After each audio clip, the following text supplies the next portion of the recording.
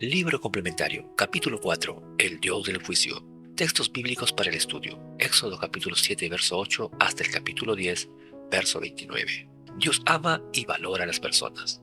El Señor ama, busca y cuida a cada individuo porque su deseo es que todos se salven. Primera de Timoteo 2:4. En consecuencia, hará todo lo que de él dependa para salvar a cada persona. Cristo murió por toda la humanidad, pero el espíritu de profecía nos dice, basándose en Lucas capítulo 15, verso 4 al 7, que Jesucristo ama tanto a los seres humanos que se habría sacrificado por una sola persona a fin de que ésa viviera.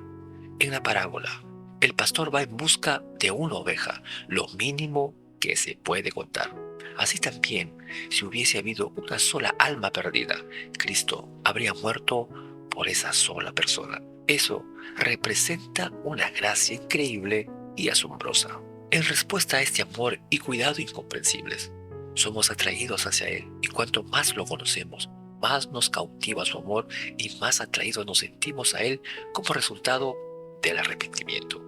Cada persona tiene un valor inmenso a los ojos de Dios, quien no se complace en la muerte de los malvados. Ezequiel 18, 23 y 32. Él vino a dar luz y vida. Por lo tanto, el Señor no quería que Faraón pereciera, así que obró en su favor, dándole muchas oportunidades de detenerse, reflexionar y regresar a Él. Mientras trataba de cerca con Faraón, el Dios viviente también se reveló a los egipcios, dándoles la oportunidad de aprender quién es Él y conocer su deseo de salvarlos. Moisés, el portavoz de Dios. En su amor, el Señor se enfrentó al Faraón. Moisés y Aarón fueron nuevamente a hablar con él. Dios dijo a Moisés, sería como Dios para el monarca y que Aarón sería como su profeta, es decir, un portavoz del Señor. Éxodo capítulo 4, versos 15 y 16 y capítulo 7, versos 1 y 2. Un profeta debe comunicar fielmente el mensaje que Dios le confía. Moisés hablaría con Aarón y Aarón con el faraón. De este modo, la autoridad de Moisés sería aún más pronunciada. Éxodo afirma que Moisés ya era un gran personaje en Egipto a los ojos de los siervos del faraón y del pueblo. Éxodo capítulo 11, verso 3. Moisés también se refirió a sí mismo como un profeta de en medio de los tuyos, de tus hermanos como yo. Te levantará el Señor tu Dios, a él oirás. Deuteronomio 18:15. Y mostró cuál era el papel de un verdadero profeta al enseñar al pueblo cómo responder al amor de Dios y relacionarse con él, cómo conocer al Señor y sus enseñanzas, y cómo vivir en armonía con su voluntad y sus planes para ellos. Moisés sirvió como un modelo o prefiguración de Jesucristo, el más grande profeta y maestro. La predicción de Moisés, registrada en este texto bíblico, apuntaba a la esperanza mesiánica de Israel. De esa manera, Moisés sirvió como tipo de Cristo, quien fue fiel en todo. Hebreos capítulo 3, verso 1 al 3. Moisés fue un profeta por excelencia y se convirtió en la norma para todos los profetas posteriores debido a las revelaciones que recibió de Dios. La palabra revelada tiene autoridad y se nos da para nuestra instrucción, estímulo, reprensión, orientación y discernimiento a fin de que sepamos cómo vivir y seamos capaces de distinguir entre la verdad y la mentira. Primera de Corintios 10:11 y segunda de Timoteo 3:16 y 17. Toda opinión, punto de vista, pensamiento, declaración, enseñanza y afirmación debe ser puesto a prueba a fin de aceptarlo como verdadero mensaje de Dios, solo si está en armonía con su voluntad y enseñanza. Moisés fue un profeta genuino de Dios. ¿Por qué? 1. El Señor se comunicaba muy estrechamente con él como a un amigo. Éxodo capítulo 33, verso 11 y Deuteronomio 34:10. 2. Era el siervo fiel de Dios y fue llamado el siervo del Señor. Éxodo capítulo 14, verso 31. 3. Realizó obras poderosas, además de señales y prodigios milagrosos. Deuteronomio 34, 11 y 12. 4. Fue mediador en el pacto en el monte Sinaí. Éxodo capítulo 19, verso 3 al 8. 5. desarrolló más plenamente la comunidad de la fe en la época del Antiguo Testamento tras el Éxodo, cuando Israel se convirtió en una nación. Y 6. Tenía varias funciones importantes asignadas por Dios: la conducción del pueblo de Dios por medio del habla y la escritura. Por estas razones, todos los profetas futuros debían ser comparables a Moisés. En nombre de Dios, Moisés entregó fielmente la palabra del Señor al faraón. La confrontación de Moisés con el faraón. El faraón exigió ver un milagro, en hebreo mofet, que significa maravilla, señal o milagro, como condición para aceptar a Moisés y al Dios que éste representaba. La vara de Aarón se convirtió en serpiente ante el faraón y sus siervos, pero los magos y hechiceros egipcios falsificaron la obra de Dios utilizando sus encantamientos para hacer lo mismo con sus propias varas. En consecuencia, el faraón no quedó impresionado, sino confundido, a pesar de que la vara de Aarón devoró las varas de ellos. Éxodo 7:12, mostrando así la superioridad y el poder del Señor. En consecuencia, el corazón de Faraón se endureció y no los escuchó. Verso 13, por lo que rechazó la petición de Dios de permitir que el pueblo de Israel saliera de Egipto. Solo después de la segunda negativa del Faraón y de las claras advertencias de Dios, se desataron las plagas sobre Egipto de forma gradual. Si el faraón hubiera cambiado de opinión y obedecido a la palabra de Dios, las plagas habrían cesado e Israel habría quedado libre para ir a adorar al Señor. Por desgracia, la obstinación del faraón fue más fuerte que su voluntad de someterse a la majestad de Dios. Los milagros pueden impresionar a las personas, pero no tienen el poder para convencerlas de que sigan a Dios. No proporcionan evidencias para la fe, sino que son solo señales, Éxodo 4:8, que indican el camino correcto hacia Dios. Jesús dijo que aunque alguien resucitara de entre los muertos y hablara a los humanos, no persuadiría a la gente a menos de que prestaran oídos a la palabra de Dios. Lucas 16:31. La pregunta definitiva en la vida es siempre: ¿en quién confiamos? Los prodigios y milagros no producen fe, pero pueden ayudar a despertar a la gente de su letargo o indiferencia, alertándolo de que algo especial está ocurriendo. Las señales pretenden lograr que las personas presten atención a Dios y a su verdad, pero la respuesta de ellas depende de su actitud para con Dios. La fe es una relación de confianza en Dios, en su palabra, enseñanzas y promesas. Romanos 10:17 y Hebreos 11:1. Esta confianza amorosa conduce a una obediencia gozosa. Juan 14:15, 1 Corintios 7:19 y Gálatas 5:6. Los juicios de Dios. En Éxodo 7:4, las plagas egipcias son llamadas grandes juicios. Ellas no tenían como objetivo a Egipto o a los egipcios, sino a sus dioses. Esta verdad crucial no debe perderse de vista. Dios mismo hizo esto explícito a Moisés de la siguiente manera: ejecutaré mi juicio contra los dioses de Egipto. Éxodo 12:12 y Números 33:4. Dios pretendía liberar a los egipcios de la servidumbre de sus dioses, poniendo de manifiesto que estos no eran poderosos, protectores ni bondadosos y no otorgaban bendiciones. Al mismo tiempo, este desenmascaramiento de los dioses egipcios también ayudaría a los israelitas a no depender de ellos ni temerles, sino a confiar solo en el Señor, el Creador y el único dador de vida. Él es la fuente de toda bendición, felicidad y sabiduría. De Él procede la paz, la seguridad, el amor y la alegría, porque toda buena dádiva y todo don perfecto es de lo alto y desciende del Padre de las luces. Santiago 1:17. En cambio, los dioses egipcios no podían dar vida ni salvar, porque no eran nada, solo ídolos, trozos de madera o de piedra, o figuras hechas de metales preciosos. No podían oír, ver, hablar, responder, amar ni cuidar. Salmos 96:5, 115, 4:8 e Isaías 44, 9-20. Los juicios de Dios son descritos como señales y maravillas. Éxodo 7:3, dos términos que aparecen juntos solo en este versículo. La palabra señal aparece 16 veces en el libro de Éxodo. Dios realizaría diferentes señales ante el faraón por medio de Moisés y Aarón. Éxodo capítulo 8, verso 19 y capítulo 10, verso 1 y 2. Además, la sangre de la Pascua debía ser la señal de que Dios es el dador de vida que protege de la muerte a las personas. Éxodo 12:13. El término maravilla designa lo que Dios haría ante el faraón a pesar del endurecimiento de su corazón. Éxodo capítulo 4, verso 21.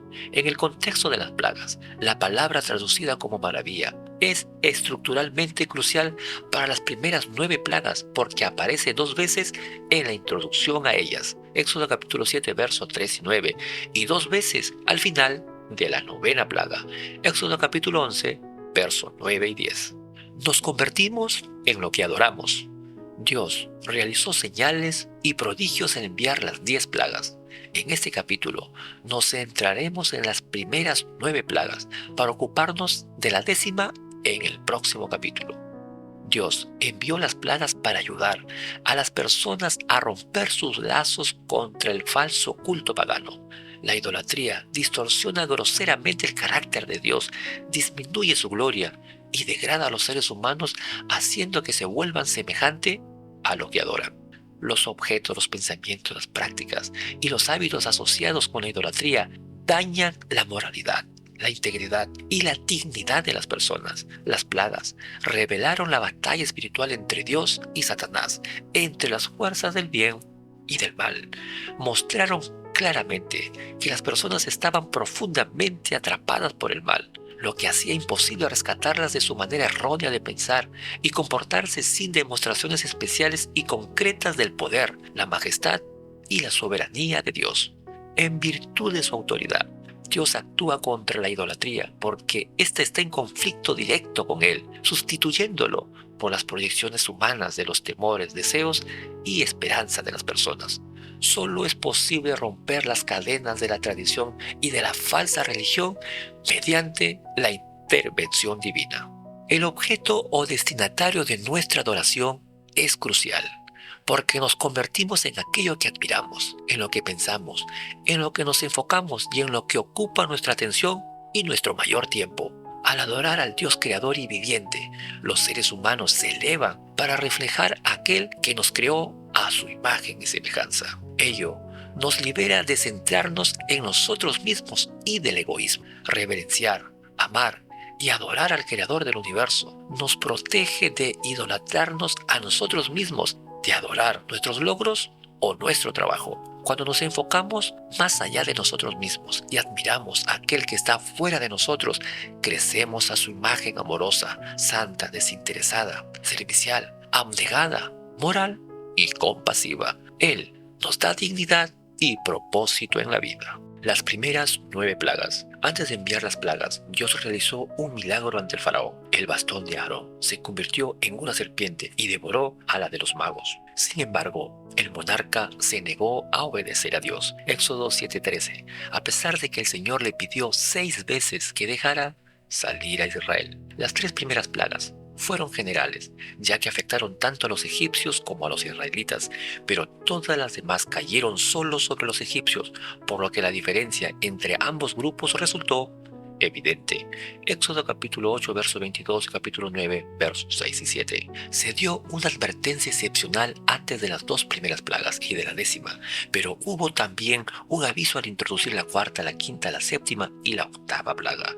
Se registran las acciones de Moisés y Aarón antes de la 3ª, 6ª y 9ª plagas, pero no hay constancia de un enfrentamiento con el faraón. Las 9 primeras plagas pueden dividirse en grupos de 3 que afectaron a 3 hábitats creadas por Dios según el Génesis.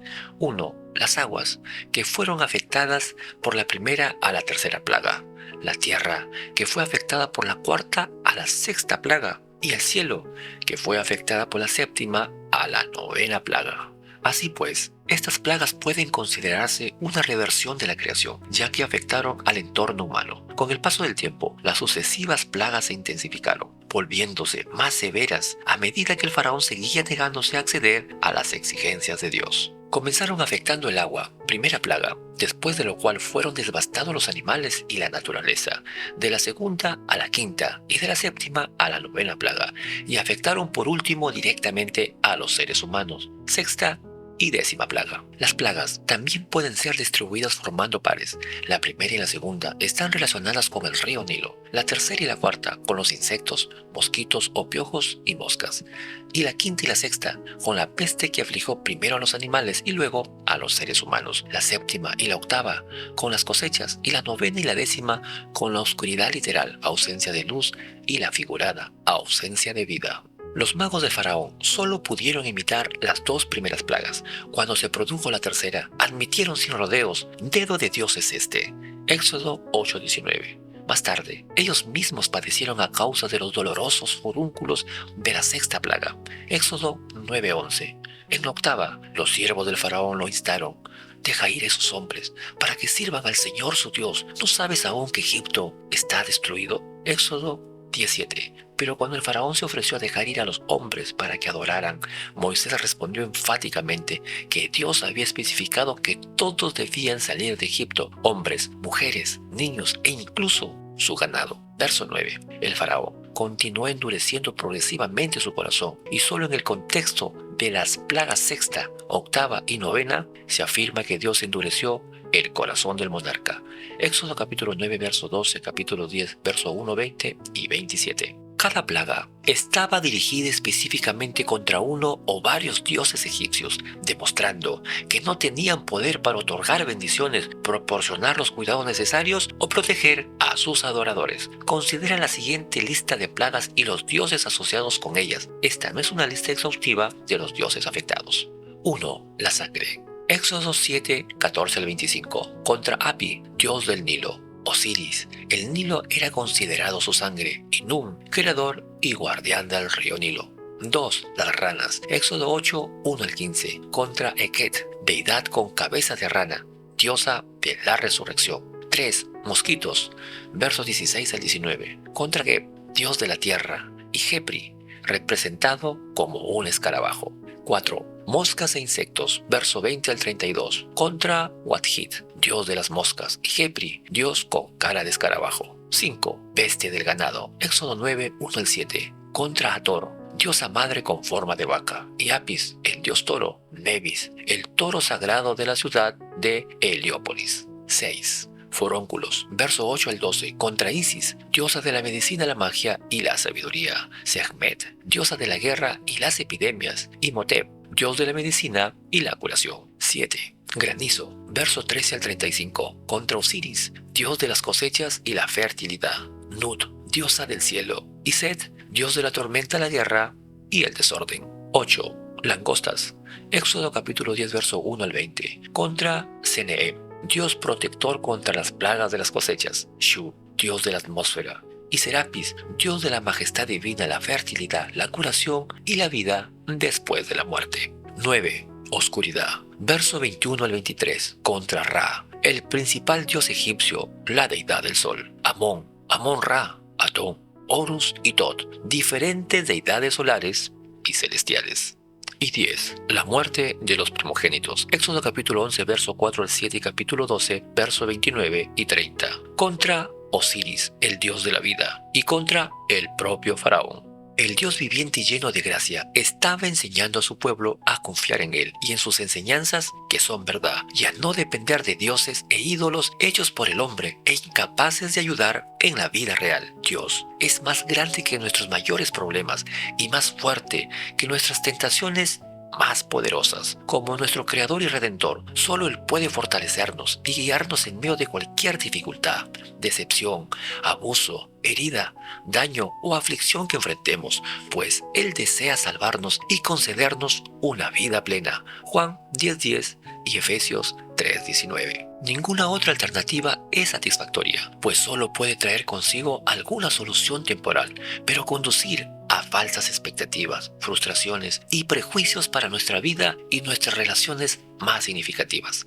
Dios desea que prosperemos, que experimentemos una dicha profunda y que disfrutemos de un futuro brillante. Jeremías 29:11. Porque yo sé los pensamientos que tengo acerca de vosotros, dice el Señor, pensamientos de paz y no de mal, para daros el fin que esperáis. Y así hemos llegado al final del capítulo 4. Próximamente, la sangre como señal y la muerte de los primogénitos.